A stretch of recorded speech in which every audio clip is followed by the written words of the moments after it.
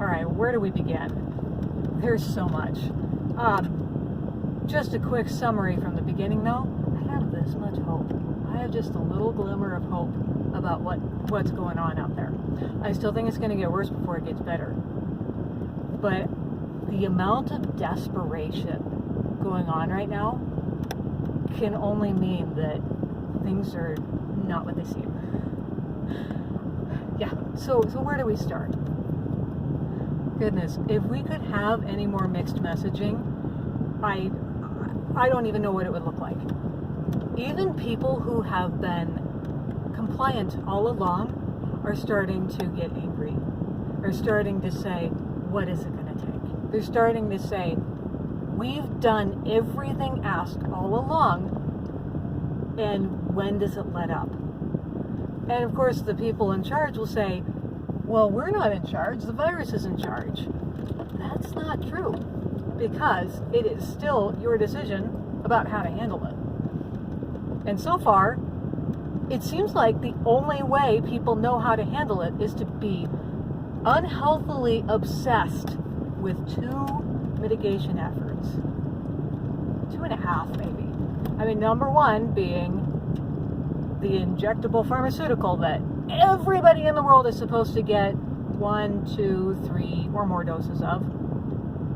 It's going to come to more doses, you know that.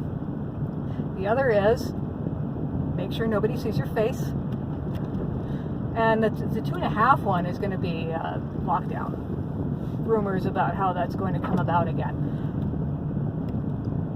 No effort to say, we did that, and we're still here. So why are we going back to the things that we're still here for? Do you have any other tricks up your sleeve? It's been 1.5 years or more. You have no other treatment options. You have no other mitigation efforts. You have no effort to corroborate whatever evidence you had for those 2.5 things to begin with. It's double down. It's social shame. It's we have to do this, and if we don't, you who aren't complying are at fault for everything. And this is where the little bit of hope comes in. With all of the renewed calls for masking and make sure everybody takes the needle,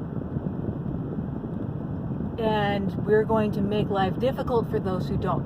There is no effort to say, we've done some of the data crunching, we've looked at the evidence, we've looked at the research, and this is how we're keeping people safe. Okay, let's back up. Let's leave aside the data crunching and the research and everything. There's no effort to say, this is how we keep people safe. No, it's all about make sure those people pay the price for continuing to say no. It's punitive. Everything is punitive.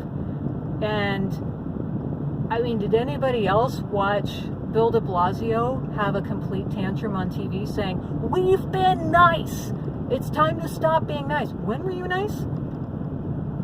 Did I miss something? When were you a nice guy?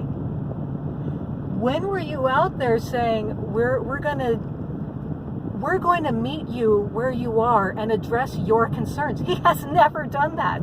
All he did was insult and threaten and then say, look at me, I'm stuffing my face with French fries. Isn't this great? If you get the needle, you can stuff your face with French fries too. How is that being nice? These are people who have no idea and no desire to understand why people are not taking the product that they're peddling. And that's why it's going to fall apart. With the continued refusal to understand why people say no, the entire thing will fall apart because they keep doing things that don't work. Now we've got cash prizes. It's not about money. We're going to bar you from this or that end of society. We'll make our own. We're going to shame you. Nothing new there. That's been employed in human societies from the beginning of human societies. Where do you think this is going to end?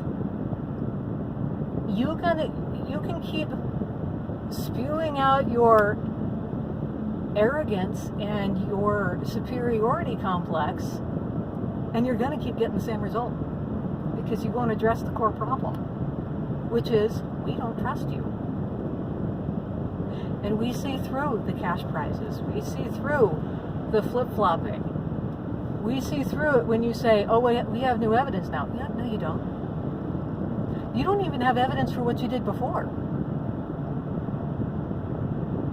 You never verified the amount of evidence for the 6-foot rule, for pretending that every single person in society was at equal risk, which paradoxically puts the people who are at highest risk at even higher risk, because no one else is building up any immunity around them. And while there is some merit to the idea that you shouldn't be complacent, they took it too far with the we're all in this together narrative. No, we're not. We are not all the same. We are not going to handle it all the same. We're not going to handle all the mitigation efforts all the same.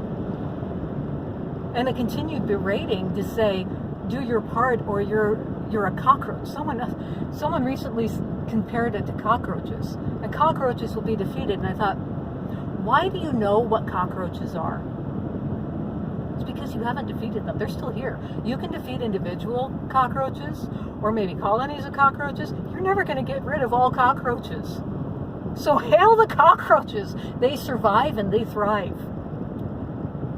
And people who say no will find a way to survive and thrive too.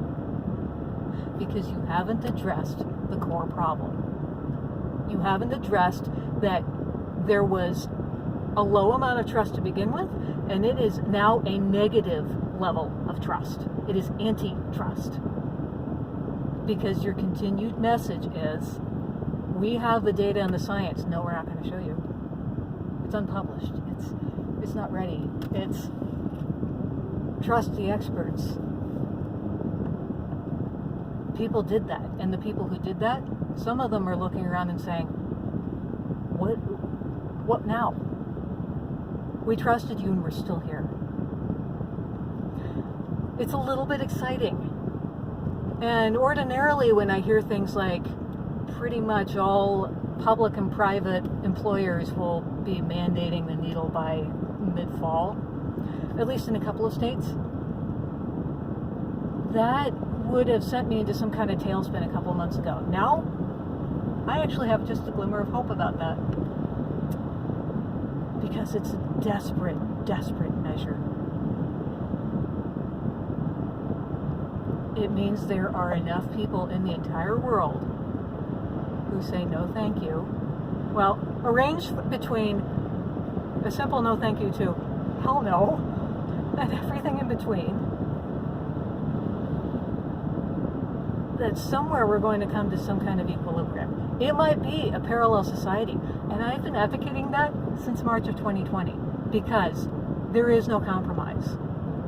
There is no way to coexist such that everyone feels okay in society right now.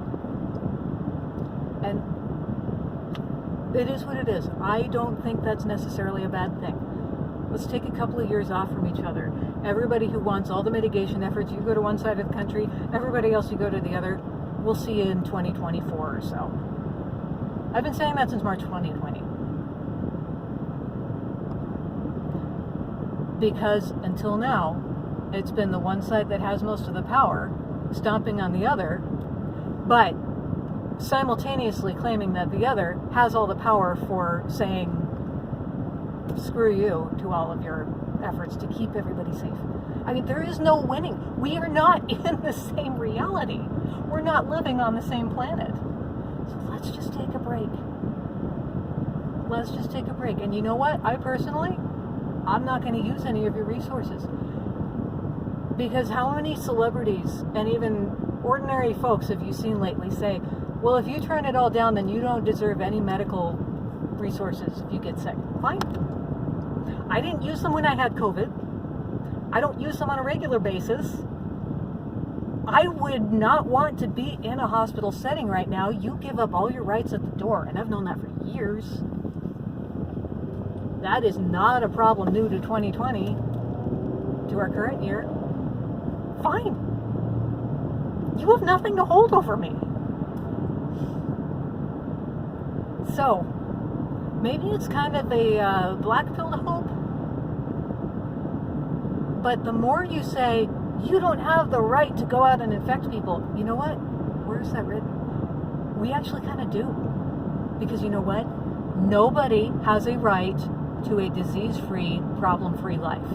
Nowhere is that written. No one has the right not to have problems in life. No one. You don't have a right to someone else's body because you think that doing so will make you feel safe. That's not your right. So no, that doesn't shame me. None of this is working. Oh.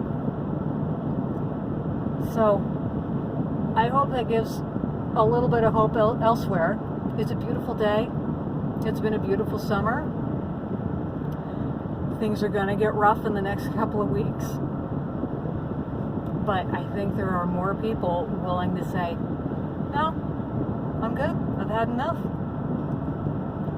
Let's just be done with this and move on with life. Fool's hope, a black-pilled hope, I don't know. But whatever it is, it's just a little bit of hope. So I hope you have some too.